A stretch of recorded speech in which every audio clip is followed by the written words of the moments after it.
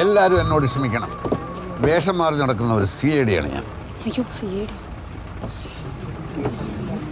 ഞാൻ അന്വേഷിച്ചുകൊണ്ടിരിക്കുന്ന ഒരു പെരുങ്കള്ളൻ ഈ ബസ്സിലുണ്ടെന്ന് ഒരു അജ്ഞാത സന്ദേശം കിട്ടി. അവനെ പിടികൂടാൻ എല്ലാവരും സഹകരിക്കണം പ്ലീസ്. ഒരു CID ജീവനോടെ ആദ്യമായിട്ടാണ് കാണുന്നത്. ജീവനില്ലാത്ത CIDയെ മുമ്പ് കണ്ടിട്ടുണ്ടോ? ഈ കോന്തനാണ് CID. ഉണ്ടാ കോന്തനാണെങ്കിൽ ഭയങ്കര ബുദ്ധിയായിരിക്കും.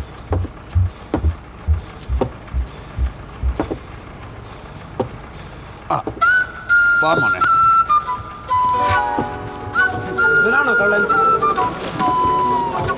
എന്തോരോ മാന്യൻ മാന്യന്മാരൊക്കെ ഈ പണിക്ക് ബാഗ് മാറ്റില്ല മോന്തത് കാണട്ടെ. എല്ലാവർക്കും CID ഡിപ്പാർട്ട്മെന്റ് നന്ദി. റേവ സാബ് ശുക്രിയ.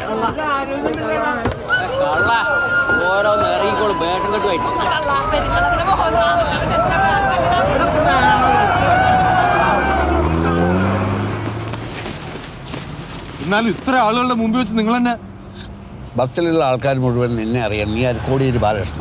അവരല്ല ഞാൻ ശരിക്കുള്ള കള്ളനാണെന്നല്ലേ വിചാരിച്ചിട്ടുണ്ടാവുക. അങ്ങനെ പ്രകാശ, ഇതാണ് ചരിത്രത്തിന്റെ തിരിച്ചടി. എൻ്റെ ഭാര്യ, അളിയൻ, SI അവരുടെ മുമ്പിൽ വെച്ച് എനിക്കൊന്നും സംഭവിച്ചു നീ കണ്ടിട്ടില്ലല്ലോ. വാ വണ്ടിക്കാർ.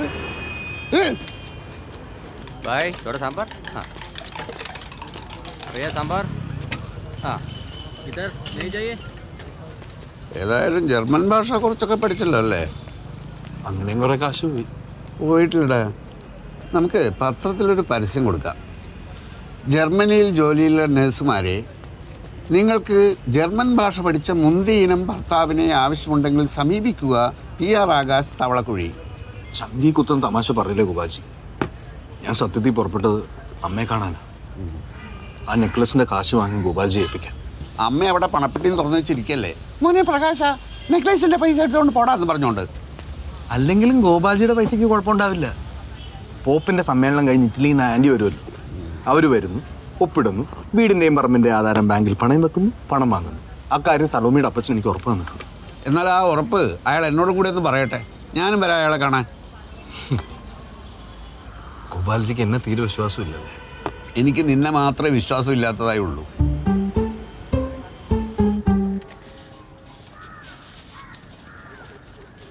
ആരാ? വീട് നോക്കാൻ വന്നവരാ? അല്ല, വീട്ടുകാരെ കാണാൻ വന്നു. ഇവിടെ നേരത്തെ താമസിച്ചവര് വീട് കഴിഞ്ഞ് പോയല്ലോ സാറേ. പുതിയ ആരോ ഇന്ന് വീട് നോക്കാൻ വരുന്നത് ആന്റണി സാറ് പറഞ്ഞിരുന്നു. ഇത് വാടക വീടാണോ? അതെ, ആന്റണി വക്കീൽ വാടകയ്ക്ക് കൊടുക്കുന്ന വീടാ. ഈ വീട് കഴിഞ്ഞവർ എങ്ങോട്ട് പോയെന്നറിയോ? ആർക്കറിയാം? വാടകയെക്കുറിച്ച് കുറേ ഉണ്ടായിരുന്നു. ആന്റണി സാറിനോട് പോലും പറഞ്ഞിട്ടില്ല. അങ്ങനെ ആകെ ഭ്രാന്ത് പിടിച്ച് നടക്കാം.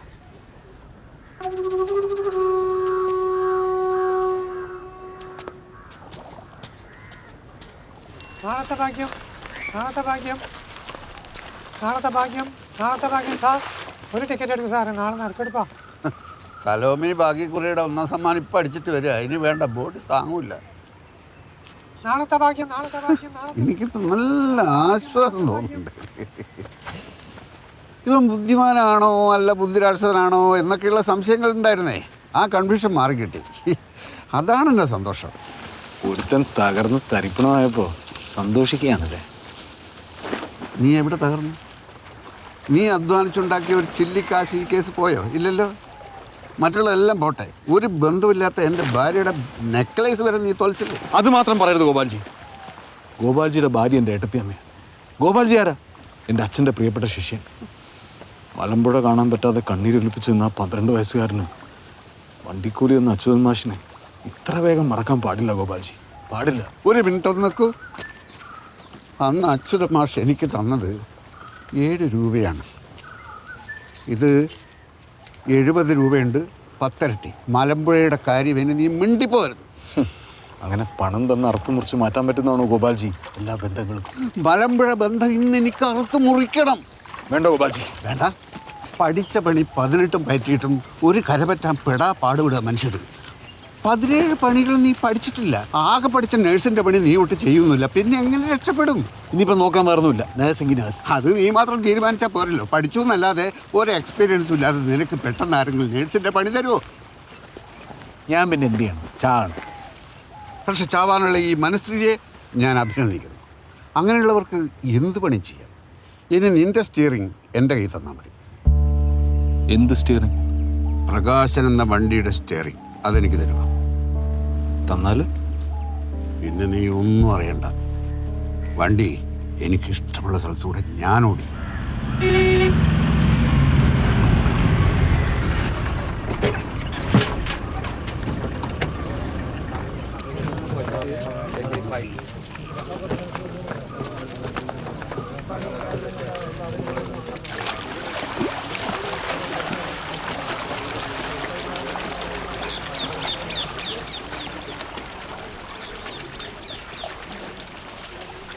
ഇതെന്താ ഇത്? ഇതാണ് നെൽപ്പാടം. നടാനുള്ള ഞാറുകളാണ് പാടത്ത് കിടക്കുന്നത്. ഞാനിവിടെ എന്ത് ചെയ്യാൻ? നീ ഇവിടെ ഞാറ് നടും. ബംഗാളികൾക്ക് കൊടുക്കുന്ന കൂലി നിനക്കും കിട്ടും. അങ്ങനെ കുറേ ദിവസം പണിയെടുത്താൽ എൻ്റെ നെക്ലേസിൻ്റെ കടം വീടും. വേറെ വഴിയൊന്നും ഞാൻ കാണുന്നില്ല പ്രകാശ.